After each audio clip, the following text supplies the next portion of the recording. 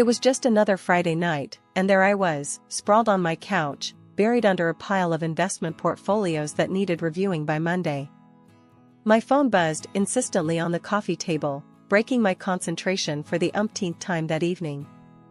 The screen lit up with a message from Jess, my best friend since college and a perpetual source of chaos in my otherwise orderly life. "Ella, you better not be working tonight. We've got plans, remember?" Jess's text read, a hint of a threat underlying her playful tone. I sighed, rubbing the bridge of my nose, before typing a reluctant reply. "I remember, Jess. Just let me finish this last section." "Where are you dragging me to again?" "Quit your grumbling. It's that new Quest game downtown. It's gonna be epic. Plus, you need a break. Work can wait." She responded almost immediately, her impatience palpable even through text. I met Jess and the rest of the gang at the lobby of Mystery Manor, a place that looked more like a haunted house than a fun night out. The game host briefed us on the rules and the backstory of our adventure. We were to solve a series of puzzles to escape the manor, and our group was not the only one participating that night. As we were divided into teams, I found myself paired with a guy named Tom. He was from another company, a fact I only gleaned because his work badge was still clipped to his jeans. Tom seemed just as out of place as I felt, his hands tucked awkwardly into his pockets as he offered me a shy smile. "So, not really your scene either?" I ventured, trying to break the ice as we approached our first clue. Tom chuckled, his smile reaching his eyes. "You could say that. I got roped into this by my sister. She thinks I need to get out more." "Sounds like we're in the same boat. My friend thinks this will cure my workaholism," I replied, rolling my eyes. We spent the next hour navigating through cobwebbed corridors and solving riddles that designed to confuse rather than enlighten. Tom proved to be surprisingly insightful, his quiet demeanor belying a sharp wit that caught me off guard more than once. "You're pretty good at this," I noted as he unlocked a particularly tricky cipher that had stumped me. He shrugged, a small grin tugging at his lips. "I like puzzles. Keeps the mind sharp. How about you? What's your excuse for being so quick with these clues?" "Just a lot of practice with problem solving at work, I guess. Investment decisions aren't so different from puzzles, just with higher stakes," I explained, warming up to him as we delved deeper into the game. As we cracked the last code and escaped the manor, Tom turned to me, his eyes bright with excitement. "That was actually fun. Thanks for being such a great team partner, Ella." "No, thank you. I was dreading tonight, but this turned out to be a blast," I admitted, feeling a strange reluctance at the night coming to an end. We exchanged numbers, a move that surprised me more than it probably should have. As I watched Tom disappear into the night, a part of me hoped this wouldn't be the last I saw of him. After that quirky night at the escape room, things with Tom picked up speed faster than I ever expected. We started seeing each other regularly, finding comfort in our shared love for dry humor and disdain for unnecessary social gatherings. When I first met Tom's family, I was nervous, wondering if they'd accept me. His parents were instantly welcoming, warm smiles and hearty hugs making me feel right at home. But Karen, Tom's older sister, was another story entirely. Right from the start, she sized me up with a look that could chill a glass of beer. "So you're the one Tom's been all crazy about," she said with a sneer, her tone dripping with something less than enthusiasm. Life after marriage felt like stepping onto a fast-moving train. Just a few months in, and we were already on to our next big adventure, pregnancy. I'd be lying if I said I wasn't scared. Holding down a demanding job while growing a human inside me? Yeah, it sounded like a plot for disaster. But Tom was a rock, always there with his unshakable calm.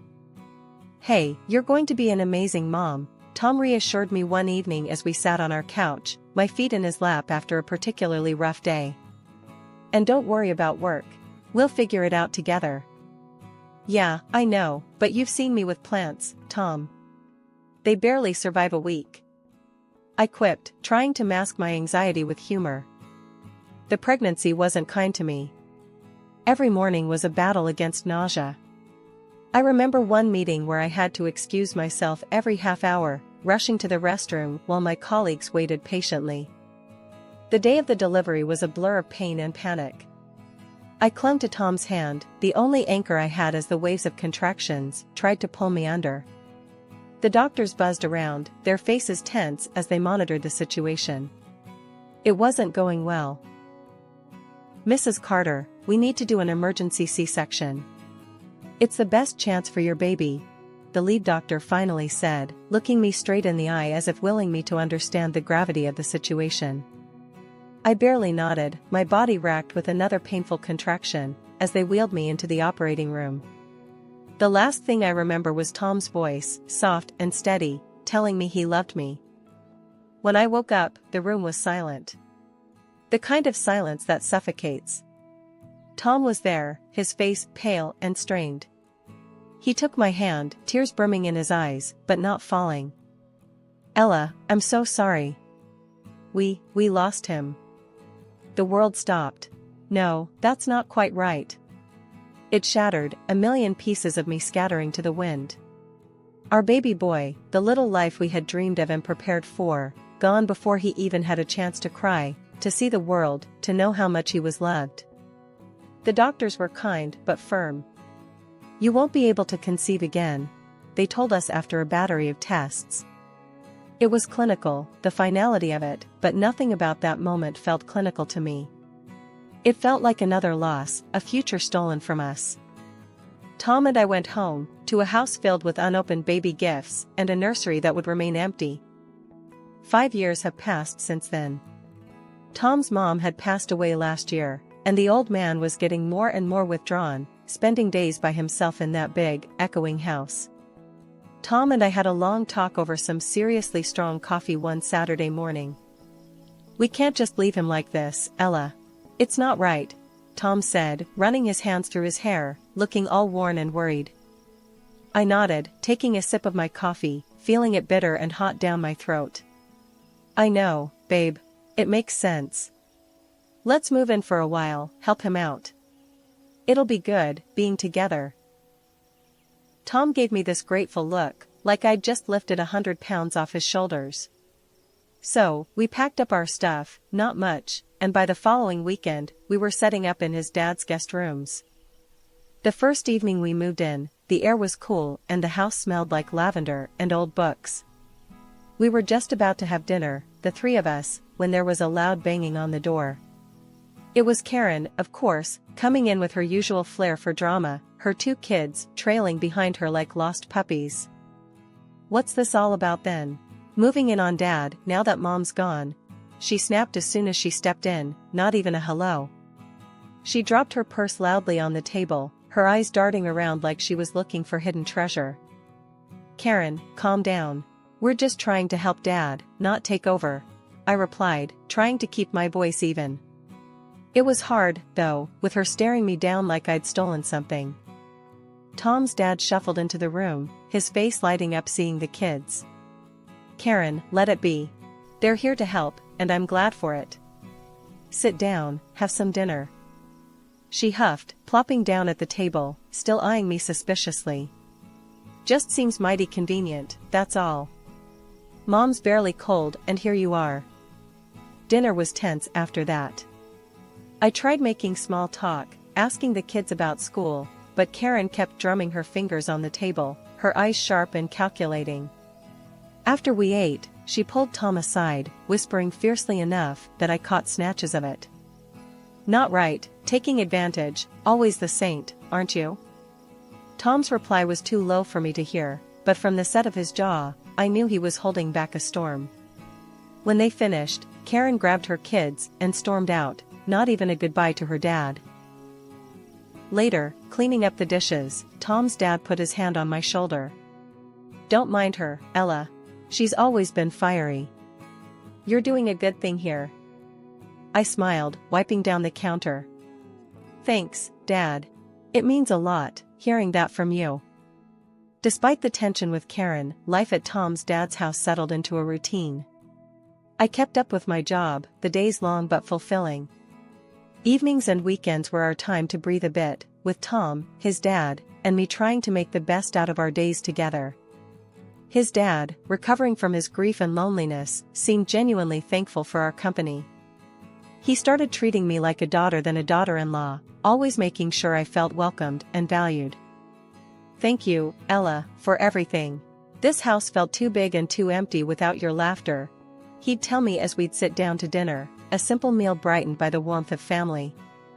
But while one relationship grew stronger, another spiraled further into cold hostility. Karen's attitude towards me shifted from mere disdain to outright hostility. Whenever we were alone, without Tom or his dad around, she'd unleash her bitterness.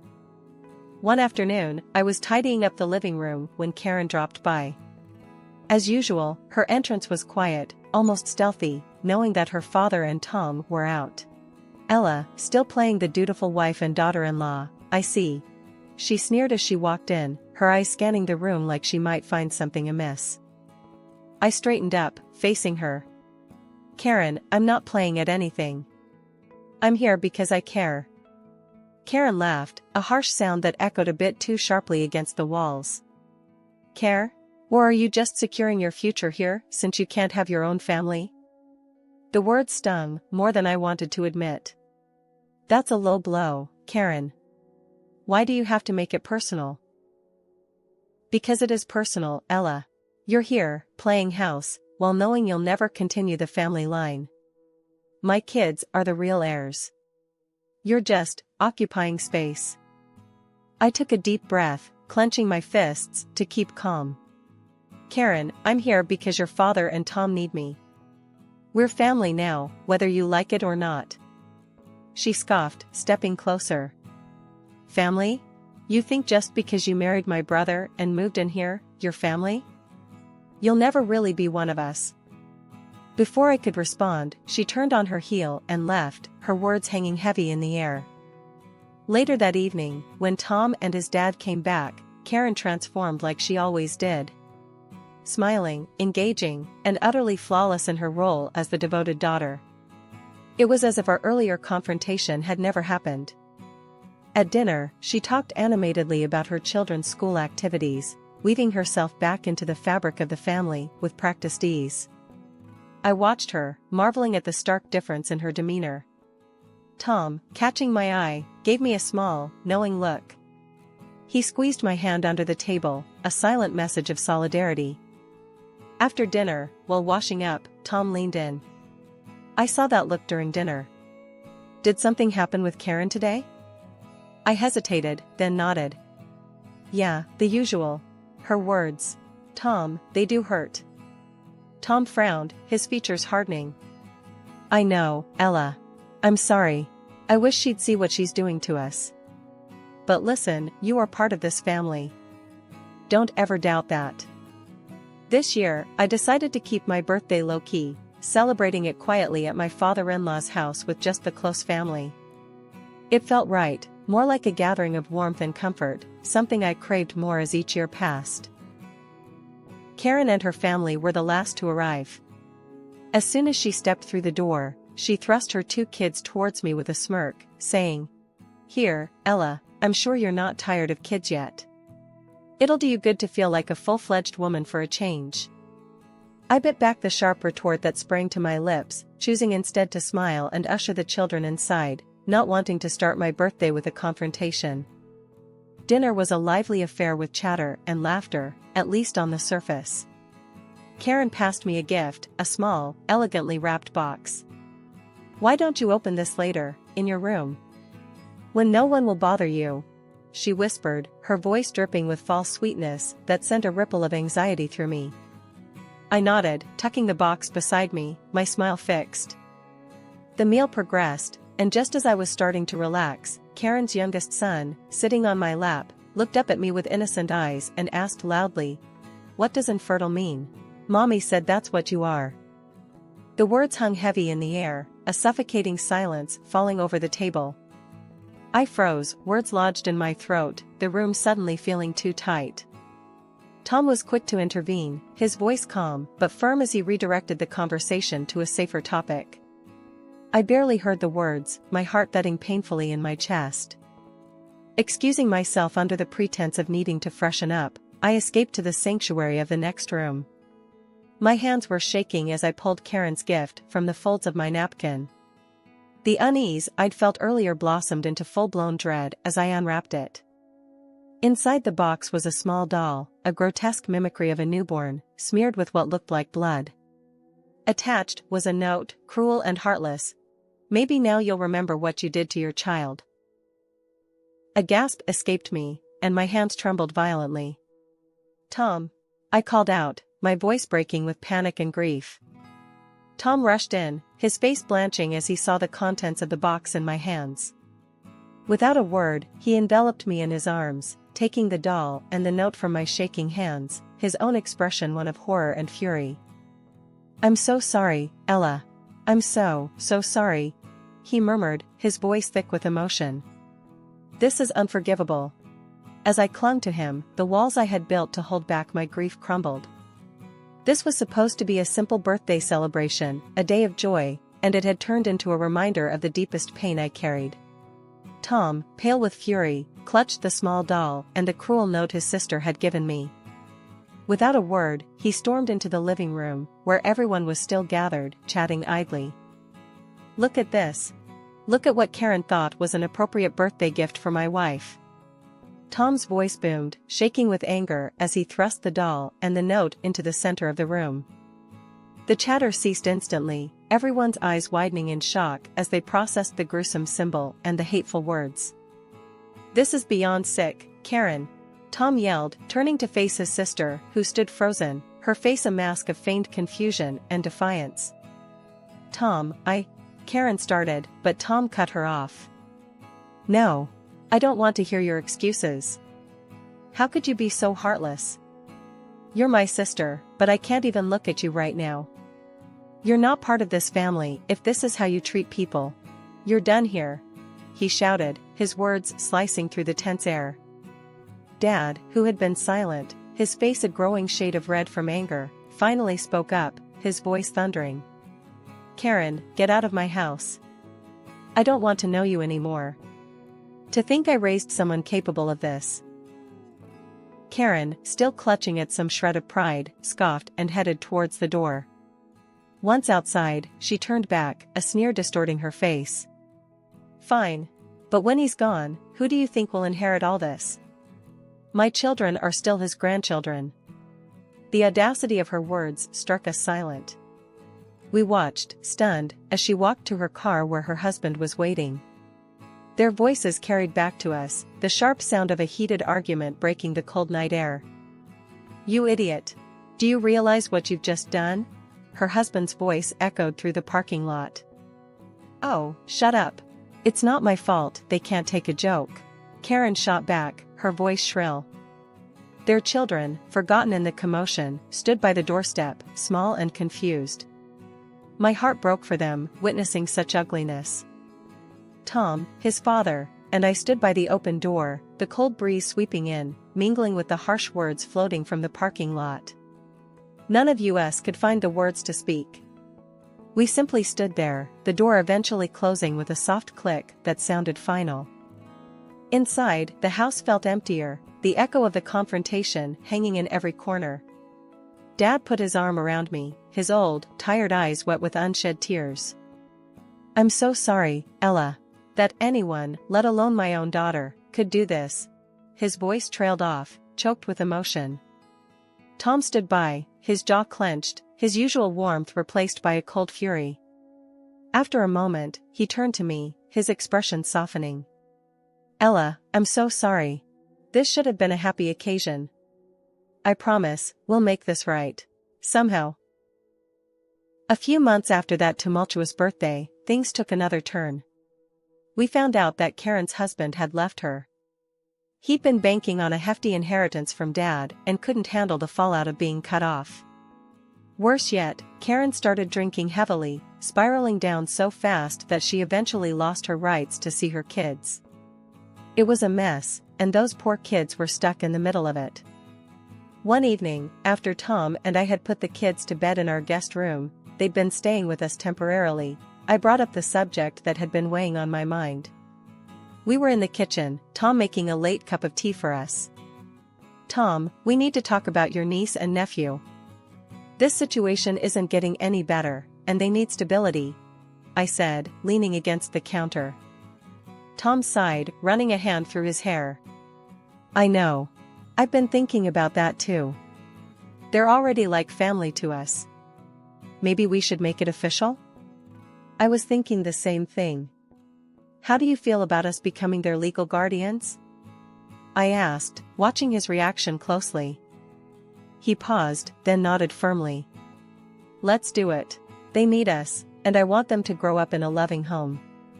They've been through enough already." We decided to move forward with it, and after a series of meetings with social services and seemingly endless paperwork, we were granted custody of the kids.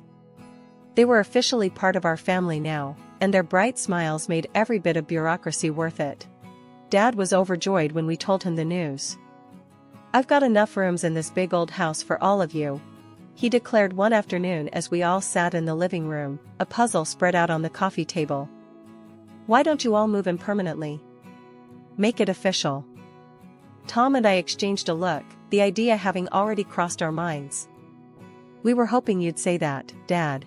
We'd love to," Tom responded, his voice steady, but I could hear the emotion just under the surface. "Good. It's settled then.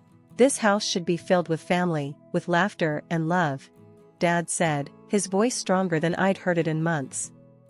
"Let's turn this place into a home again."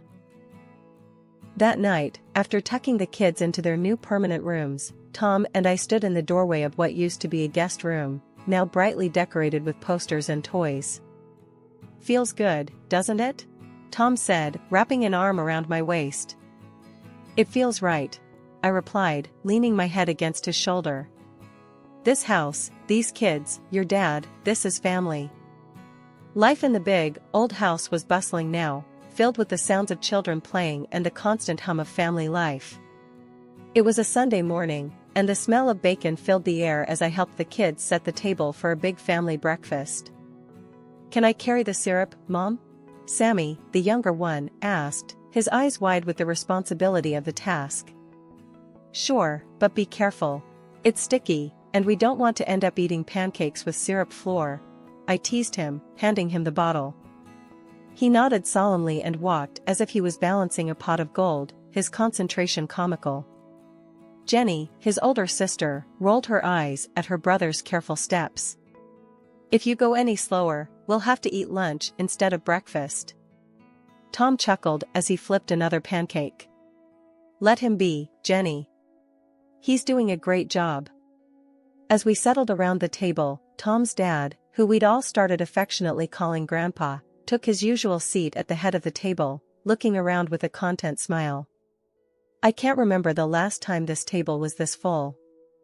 "It's because of Ella," Tom said, reaching over to squeeze my hand. "She's the one who's made this house a home again." I felt my cheeks warm with the compliment. "It's all of us, not just me. We're a team, right?" I said, looking around the table at the faces I'd come to love more than I could have imagined. "That's right," Grandpa said, nodding. "But you, my dear, you brought us back together when things were pretty tough. You've got a way of doing that." Later that day, while the kids were playing in the yard, Grandpa called us into the living room. He had a serious look about him, one we'd come to recognize as his announcement face. "I've been thinking," he started, "about this house and everything in it. I've decided to put it in trust for the kids. For their future." Tom and I exchanged surprised glances. "Dad, are you sure? That's a big decision," Tom said. "I've never been sure about anything. This house should stay in the family, and who better to keep it alive than those kids?" Grandpa said, his voice firm. "And Ella," he added, looking at me with a soft smile. "I want you to manage it until they're old enough. You've made it a home once, and I trust you'll keep it that way." I was touched, overwhelmed by his trust and generosity. "Thank you, I'd be honored," I managed to say, feeling a mix of pride and responsibility settle over me. As the day wound down, and I watched the kids chase each other around the garden, the laughter filling the air, I felt a deep sense of peace. Tom came up behind me, wrapping his arms around my waist. "Looks like we did all right, huh?" "We did more than all right," I replied, leaning back into his embrace. "We made a family." And as the sun set over our home, I knew that no matter what the future held, we had built something enduring here, something that would last, carried forward not just by blood but by the love we shared.